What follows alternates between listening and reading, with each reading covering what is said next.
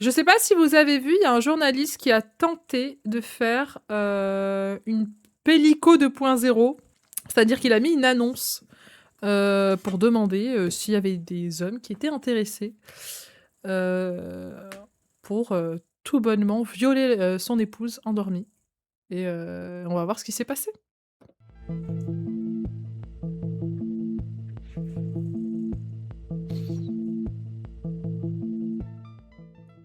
Il y a un an, l'affaire Pélico, aussi connue sous le nom de l'affaire des viols de Mazan, secouait la France, mais aussi le reste du monde.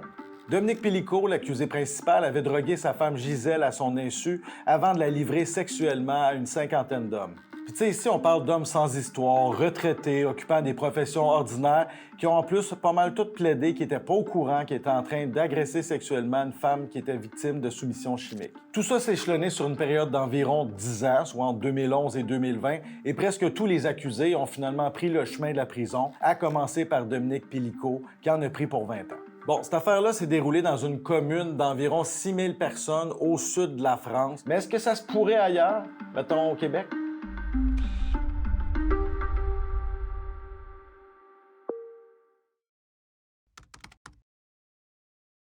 Fait que là, on a placé une annonce sur le site de rencontre JALF, qui veut dire Jouer avec le fantasme. Ça, c'est une plateforme québécoise dédiée aux fantasmes sexuels qui prétend rejoindre des millions de personnes. Bon, l'annonce proposait les services de ma femme endormie, s'inspirant de celles placées par Dominique Pélico sur le site de rencontre Coco, un site français. Aujourd'hui, ça, c'est fermé. Pour recruter des hommes, on a d'abord généré 2 photos avec l'aide de l'intelligence artificielle. Dans un monde idéal, il n'y aurait personne qui aurait répondu à cette annonce-là. Malheureusement, la réalité fut nettement plus dégueulasse. Accrochez-vous.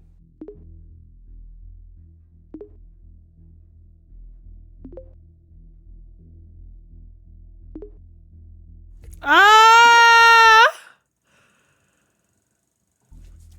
En moins de 10 minutes, j'ai à peu près 5 gars qui m'ont écrit en privé déjà. En moins de 10 minutes!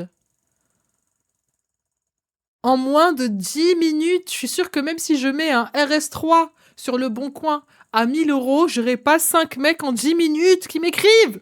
Qui sont très d'accord et qui posent pas vraiment de questions. Après ça, il a fallu un peu moins de 12 heures pour que des dizaines d'hommes me proposent leurs services sexuels pour coucher avec ma présumée femme endormie. Et là, je vous épargne la quantité industrielle de photos de pénis et de vidéos de masturbation que j'ai reçues aussi. J'ai l'impression que ça excite tout le monde, le fait qu'elle dort, parce que quand on me demande des précisions sur si elle va se réveiller pendant l'acte, je leur dis que je m'organise pour qu'elle dorme très, très dur.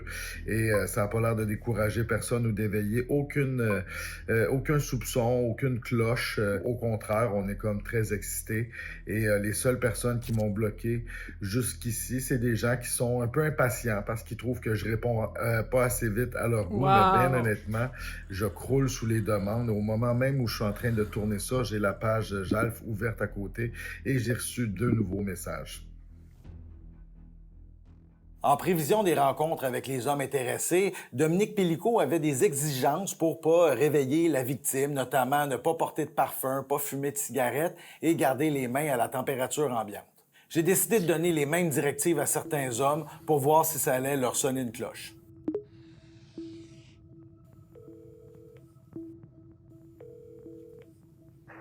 Oh putain, il en appelle un. Oui, bonjour, salut, c'est moi de l'annonce. Ça va sur JALF? Salut, ça va bien? Oui, ça va très bien. T'as vu un peu ce qu'on cherchait, là? Fait que toi, c'est ça t'intéresserait? Oui, absolument, là, c'est sûr. Ça m'intéresse beaucoup. Fait que ça te dérange pas, là, le fait qu'elle dorme, là, c'est correct, là? Non plus, absolument pas. C'est un trip, ça. C'est un fantasme aussi, là, tu sais. OK. Fait que là, Mais en justement, fait, le souci, vraiment, encore une fois, c'est pas d'avoir ce fantasme-là. Le problème, c'est réellement que personne parle avec la femme. Personne ne s'intéresse de savoir si la femme, elle est consentante. Et si c'est un fantasme enfin, c'est un fantasme pour elle aussi. Tout le monde s'en bat les couilles, en fait. On était en train de parler du patriarcat, Kezako, 2 mecs qui parlent de baiser une femme sans la femme, en fait.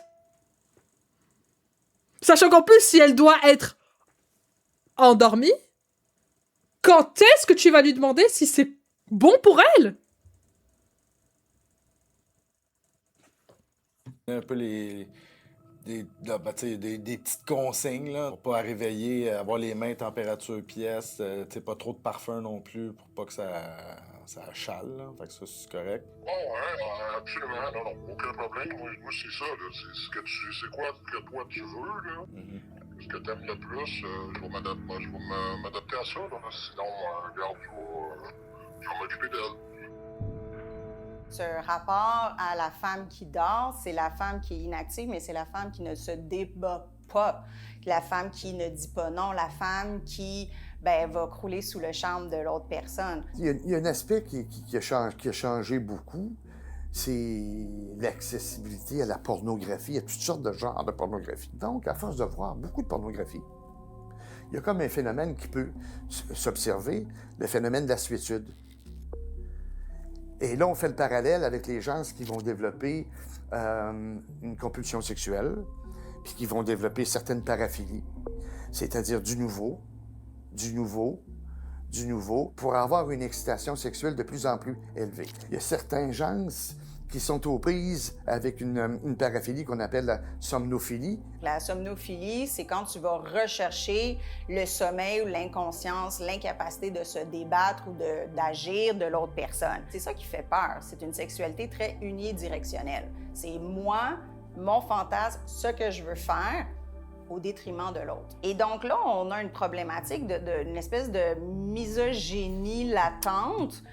Bien sûr, je vais augmenter le son de la vidéo, donc ceux qui avaient très fort. Vous pouvez baisser si c'est trop Quand pour tu vous. ne considères pas l'autre personne qui est une femme, comme une personne à part entière dans cette activité sexuelle que tu vas débuter, engendrer, que tu t'enlignes pour faire. Là. C'est un homme qui donne la permission d'utiliser la femme. Donc, c'est comme encore cette idée-là de la femme qui est l'objet, donc l'homme qui est propriétaire de sa femme. C'est un peu genre, je te prête mes clés, tu peux utiliser ma voiture, t'as pas besoin de demander le consentement à la voiture. C'est immensément violent, mais c'est un peu ce qui se joue, tu sais. Puis ce qui est intéressant aussi du procès Pélico, c'est qu'on se rend compte que ce sont des gens normaux, ce sont des hommes de tous les jours, sûrement des pères de bonne famille. Donc il y a quelque chose qui est récurrent, il y a quelque chose dans la socialisation qui est commun à tous ces hommes-là. Puis c'est là qu'il faut peut-être porter le regard puis se questionner. Ça fait 48 heures qu'on a commencé la mission et jusqu'ici, j'ai 105 gars qui ont répondu à notre annonce. C'est plus que je pensais, c'est décalissant. J'ai 3 personnes qui ont parlé de consentement. J'essaie de les amener à réfléchir sur cette notion-là de consentement par eux-mêmes, ce qui arrive. Ok, il y en a quand même qui posent la question, je veux savoir, madame est au courant, consentante, parce qu'autrement ça ne m'intéresse pas. Waouh. Mais, monsieur, vous êtes normal. Car j'ai lu des choses, elle n'est pas droguée durant ce temps-là, parce que j'ai lu des choses de ce type. Et tout n'était pas clair. J'ai fait plusieurs scénarios, donc scénario du doc qui vient examiner Miss et la baiser et autres, mais jamais celui-là. Arrive pas. Il y a presque personne. Il y a une personne qui a dit, ça serait Juste une peux être sûr, ta femme dort pas vraiment ou tu la drogues pas, j'espère. LOL. C'était pas nécessaire le LOL. agression, c'est un viol, c'est pas consentante, c'est important pour lui. Donc on le félicite, mais sur 105, mettons que ça fait dur, c'est décrissant et c'est pire que je pensais. On dit toujours que sur Internet, il y a le dark web où les gens les plus pervers et tordus s'échangent toutes sortes de choses. Mais là, on est sur une plateforme qui est super accessible, qui est utilisée par des milliers de personnes pour parler de sexualité hors norme, dans un cadre super respectable. Et là, on a tous ces gens-là qui sont prêts à prendre possession, à bafouer l'intégrité physique, l'intégrité sexuelle de quelqu'un, sans même poser beaucoup de questions. C'est super préoccupant, en effet. Qu'est-ce qui pousse un homme à vouloir violer une femme? C'est ça la question. Parce que au final, c'est ça l'invitation, c'est « viens violer ma femme endormie ». Si on pose même pas la question du consentement, c'est donc que le fantasme a à voir avec le viol d'une femme. Cette expérience-là que vous faites, c'est la preuve que cette éducation-là, à l'équité, à l'égalité entre les êtres humains, au respect, à une éthique minimale, n'est pas faite. La notion de consentement dans la loi canadienne par rapport aux relations sexuelles, ça va bientôt faire 10 ans, là. C'est pas récent. Donc, c'est pas le procès Pellico il y a 1 an qui peut avoir été l'occasion d'éduquer. On devrait avoir été éduqués bien avant. C'est la pointe de l'iceberg. Il y a eu d'autres cas, un autre cas récemment d'un homme qui a fait ça avec sa femme. Ça vient de sortir, là, en France aussi. Ça, c'est ce qu'on sait. Qu'est-ce qu'on sait pas? Je vous cacherai pas, Caroline, que vous êtes le point de départ de notre petite enquête parce qu'il y a une phrase que vous avez dite qui m'a marqué en disant que votre histoire est probablement l'arbre qui cache la forêt. Ça m'étonne pas trop, disons que des sites comme ceux utilisés par Dominique Pellico, OK, depuis il a été fermé, mais il y en a d'autres et je pense qu'il y a il y a une vraie demande pour ce genre de pratique en fait. Je ne sais pas ce qui a motivé mon géniteur, je ne sais pas jusqu'où il est allé et je le saurai sans doute jamais. Je vous ai entendu en entrevue mentionner que souvent c'est très domestique, ça se passe à la maison, dans la pharmacie, alors que on a en soumission chimique des fois l'image un peu glauque d'une ruelle, d'un bar, d'un cachet déposé dans un verre, mais la menace est plus proche qu'on pense. Bah, la menace, elle vient de l'intérieur. La menace, elle vient souvent du refuge à la maison. C'est avec quelqu'un que l'on connaît. C'est absolument pas un inconnu. Et c'est vrai que dans plus de 40% des cas, même 50% des cas, ça se passe à la maison, en présence de quelqu'un en qui on a confiance. La soumission chimique, c'est le principe d'une confiance trahie, en fait. C'est vrai, ça. Donc, souvent, les victimes connaissent leur agresseur. J'avais la naïveté de penser que des procès comme ça auraient Parce un que effet de sens. nous, en tout cas, les femmes, on nous dit toujours de se méfier, par exemple, de ce qu'on va manger dehors, de ce qu'on va boire dehors. Si tu es dans un bar et que tu vas laisser ton verre parce que tu dois aller aux toilettes ou que sais-je, bah, tu reviens, tu vas pas reboire dans le verre. C'est vrai que, ouais, dans le cadre d'un viol par soumission chimique, bah, si ça peut être fait par, je sais pas, quelqu'un qui est à côté de toi qui va te mettre quelque chose dans le verre ou la drogue du violeur, etc. Mais dans la plupart des cas, c'est quelqu'un en qui tu avais confiance et qui a réussi soit à t'isoler ou soit juste à te faire ingurgiter quelque chose, quoi. Et encore, on parle pas de ce qui se passe sur les enfants. Ah, putain. Mais même les enfants, peut-être qu'ils s'en rappellent même pas. En fait, il y a, comme il le dit si bien, là, on voit la pointe de l'iceberg, mais tout ce qu'on ne sait pas, ça doit être inimaginable. De sensibilisation, on a eu beaucoup de vagues aussi de dénonciations pour des inconduites sexuelles qui auraient pu sensibiliser les gens plus jeunes. Mais honnêtement, j'ai des gens de tous les âges et je vous ai même entendu dire en entrevue qu'une chose qui vous a choqué parmi toutes les choses choquantes, c'est l'âge de ces personnes-là. Oui, bien sûr. Non, effectivement, on avait quand même une bonne dizaine d'individus en deçà de 40 ans, quoi. Si j'arrive à on veut confronter certains de ces hommes-là, qu'est-ce que, selon vous, je pourrais leur demander? De se demander qui s'autorise à faire ce genre de choses, qu'en serait-il de leur propre mère, quoi? Ou de leur propre sœur, ou de leur propre femme, ou de leur propre fille. Personnellement, j'ai de la difficulté avec le concept de masculinité toxique. C'est un peu cette idée-là qu'il n'y aurait qu'une seule masculinité et qu'elle serait toxique constamment. C'est impossible pour un homme d'être toxique dans tous les contextes. Ces hommes-là qui sont venus violer Gisèle Pellico dans son sommeil, je suis sûr qu'ils n'étaient pas des monstres partout dans leur vie. Ils avaient peut-être une famille avec qui ils étaient aimants, ils avaient peut-être des amis, peut-être qu'ils faisaient du bien dans leur communauté. Donc, en fait, la question, c'est qu'est-ce qui, dans ce système-là, a permis cette violence-là? Une question que je trouve toujours intéressante, c'est de se demander dans quel lieu vous trouvez que votre masculinité est suffisante, puis dans quel lieu vous avez l'impression de ne pas être suffisamment masculin. Pourquoi vous n'êtes pas suffisamment masculin? Quels sont les comportements que vous avez pour essayer de compenser, pour rester dominant dans ces espaces-là? Bien, je trouve que c'est déjà un premier geste intéressant. Environ 2 semaines après le début de l'expérience, après avoir jasé avec une centaine de gars intéressés, notre annonce disparaît d'un coup sec. Le site nous a bannis. Normalement, un fantasme, c'est un secret en soi qui ne se réalisera pas. Enfin, pour moi, c'est ça un fantasme. En soi, un fantasme, c'est pas forcément quelque chose qui ne doit pas se réaliser. Le fantasme, ça peut être, je sais pas moi, faire l'amour dans la nature. Ça peut être ça ton fantasme. Et en soi, c'est pas mauvais que ça se réalise. Bien au contraire, tu peux réaliser certains fantasmes. Il faut même réaliser certains fantasmes. Mais ce qui est différent dans ce cas-là, c'est que là, on a affaire à ce qu'on appelle de la paraphilie. Et c'est en fait, c'est là qu'il faut aller voir un psy, parce que ce n'est pas normal de vouloir faire du mal à quelqu'un d'autre, en fait. Parce que là, t'en es à, pour pouvoir ressentir du désir sexuel, à nuire au corps et à la psyché de quelqu'un, quoi. Et ça, c'est pas normal. Mon fantasme gagné à l'euro-million. Je souhaite que ton fantasme se réalise. Ou tu sais, genre, je sais pas, Ken sur des billets comme ça, tel comme ça, sur le lit. Ça peut être n'importe quoi, un fantasme. Mais ouais, là, on parle de paraphilie.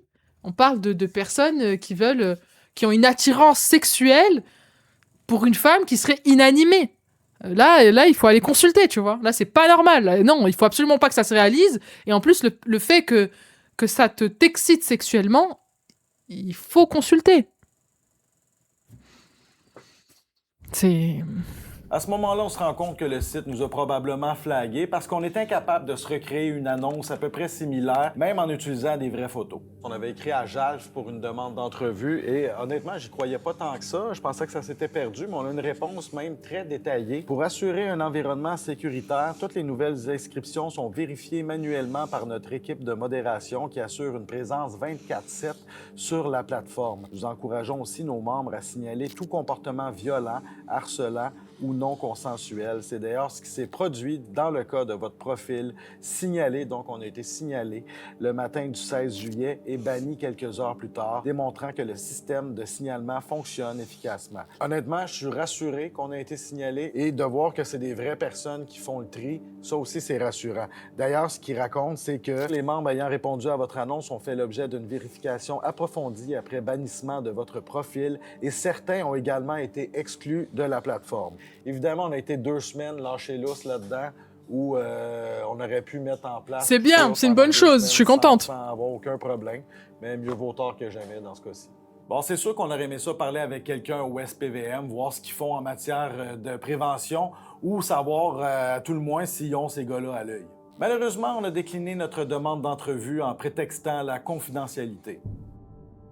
Dans une situation comme telle, en général, ça prend un monsieur que, il n'a pas tellement eu facile durant sa jeunesse. Ça se peut qu'il n'a pas eu facile. Ça fait en sorte qu'ils ont développé des patterns axés sur le manque d'empathie. Certains vont avoir développé une antisocialité, préoccupés par la sexualité, puis satisfaire leurs besoins de façon inadaptée. C'est pas rare dans ce type-là qu'on peut les retrouver dans des fantasmes où il y a plusieurs paraphilies. Et comme on peut voir des gars de tous les âges, mais aussi de tous les milieux de vie et de toutes les origines ethniques, bien, clairement, on est peut-être au-delà d'une paraphilie ou d'un trouble de santé mentale, mais bien d'une réaction à la sexualité et à la relation avec les femmes.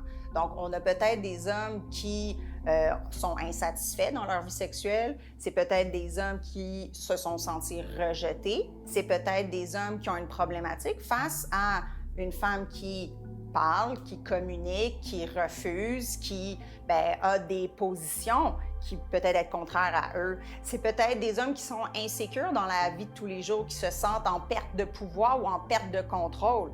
Quoi de plus enivrant que de contrôler quelqu'un et de satisfaire ses pulsions les plus charnelles, intérieures, animales, quand, dans ta vie de tous les jours, ton boss te fait suer, ta conjointe est castrante, tes enfants ne te respectent pas, et tout ça, que ça soit réel ou imaginé. On se souvient très bien que Dominique Pélicaud a dit en cours qu'il voulait soumettre une femme insoumise. Ces hommes-là qui sont prêts à aller violer une femme endormie, peu importe les circonstances, c'est pas dans tous les cas le désir de soumettre des femmes qu'ils considèrent, dans la vie de tous les jours, insoumises. Donc, des femmes qui leur échappent. Je pense qu'on a vraiment besoin d'une réflexion plus grande sur qu'est-ce que c'est la domination masculine, puis comment on en fait tous partie à certains degrés. Parce que c'est ça l'enjeu, c'est que oui, eux, ils se sont rendus vraiment plus loin, ils ont commis des crimes immenses, hyper violents, mais au final, tous les hommes font partie d'une certaine domination masculine à certaines échelles. Évidemment, c'est pas tous les hommes qui vont violer des femmes, qui vont avoir cette extrême violence-là, Mais il y a quand même quelque chose dans le quotidien d'envisager la sexualité féminine comme si elle nous appartenait, comme si les femmes devaient être sexuelles pour le plaisir des hommes. Et ça, c'est répandu à toutes les échelles. Donc, je suis pas en train de dire que tous les hommes sont des violeurs, mais je suis en train de dire qu'il y a un système qui permet aux hommes de le devenir. Ces gens-là, ils le savent que c'est immoral. Ces gens-là vont pas le dire. Vendredi soir, je m'en vais agresser sexuellement une personne inconsciente. Ils vont même pas dire vendredi soir, je vais avoir une relation sexuelle avec quelqu'un de marié. Et dans leur préoccupation, c'est pas oh non, je vais avoir un regret. C'est oh non, si elle se réveille, elle me confronte à ma propre immoralité. Ils vont se le valider, leur raisonnement. C'est, j'étais sur la place, online, sur l'espace public, j'ai répondu à un appel, je fais juste parler, c'est juste des fantasmes, c'est pas encore vrai. Et quand on arrive sur place, ils vont le raisonner encore une fois, ils vont se créer une mémoire avec laquelle ils sont confortables. Je ne savais pas qu'elle était inconsciente, je ne savais pas qu'elle n'était pas consentante à la base, je ne l'ai pas violée, j'avais demandé la permission. Tu sais, ils vont se le justifier à toutes sortes de niveaux pour qu'à la fin, ils puissent retourner à la maison puis continuer leur vie. On est dans un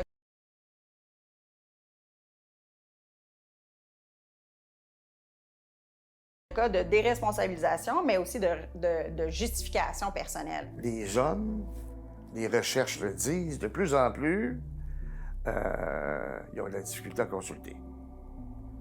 Comme homme, on n'est pas les plus vite. Puis comme homme, quand on y va, c'est un petit peu urgent. Et si on n'a pas le service tout de suite, qu'est-ce qui se passe? On s'en va, puis il y a plusieurs hommes qui reviennent plus ou moins. Mais s'il faut faire en sorte que ces clients-là, que ces messieurs-là, ou ces certaines dames-là aillent consulter, il faut réduire, faire en sorte, au niveau des médias, les médias sociaux, les médias visuels, de réduire la stigmatisation. Je regarde les journaux, il faudrait le pendre, ce maudit-là. Il y a d'excellentes chances qu'il reste à la maison. Je pense vraiment que si on avait des gouvernements qui prenaient à cœur l'égalité entre les hommes et les femmes, mais plus encore l'égalité entre toutes les personnes, parce que la vraie équité, c'est ça, ou la vraie parité même, il y aurait dans nos parlements une représentation de toute la diversité sociale. Il n'y aurait pas juste du monde majoritairement masculin et blanc qui sont issus des classes économiques supérieures, qui viennent du milieu du droit ou des affaires. Nos parlements seraient beaucoup plus diversifiés que ça. Et les personnes dans ce Parlement-là permettraient de faire passer des lois, des règles, des programmes d'éducation qui seraient transmis aux petits, aux enfants, aux ados, tout le long de leur passage dans nos institutions publiques.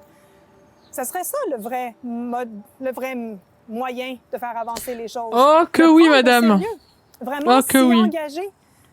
On peut pas juste sans arrêt dire « Ah, il y a la manosphère, il y a les masculinistes, il y a les... » Ben oui, mais faites quelque chose! Elle a raison, la dame.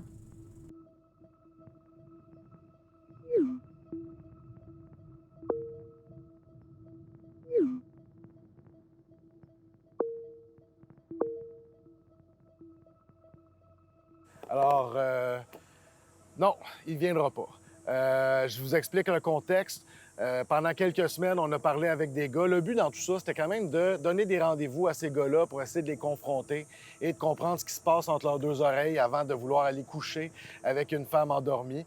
On avait plusieurs conversations sur le site JALF. J'adore l'expression « ce qui se passe entre leurs deux oreilles ». Je vais la retenir, celle-là. Mais quand on a été bannis de JALF, on a perdu ces contacts-là. Par contre, on a eu la présence d'esprit de prendre quelques numéros en note, dont ce monsieur avec qui on a parlé il y a quelques temps au téléphone. Et là, on devait se rencontrer ce matin pour justement avoir cette confrontation-là. Et 1 heure avant notre rendez-vous, pour la première fois, il aborde le consentement de notre fausse femme endormie. Trop peu, trop tard. Mais en même temps, oui, il y a un peu d'espoir, mais il a quand même écrit que c'est parce qu'il veut pas avoir d'ennui. Donc, en fait, je suis pas mal sûr que si j'avais la chance de confronter tous ces gars-là, ils me répondraient qu'ils pensaient que c'était un scénario, que la femme était au courant. Mais jusqu'où on peut tolérer ça, des fantasmes, surtout quand ils tiennent pas compte du consentement d'une personne? Mais en attendant de le savoir, ça m'inquiète vraiment de voir que ma fille grandit dans une ville où ce genre de fantasme intéresse autant de gars.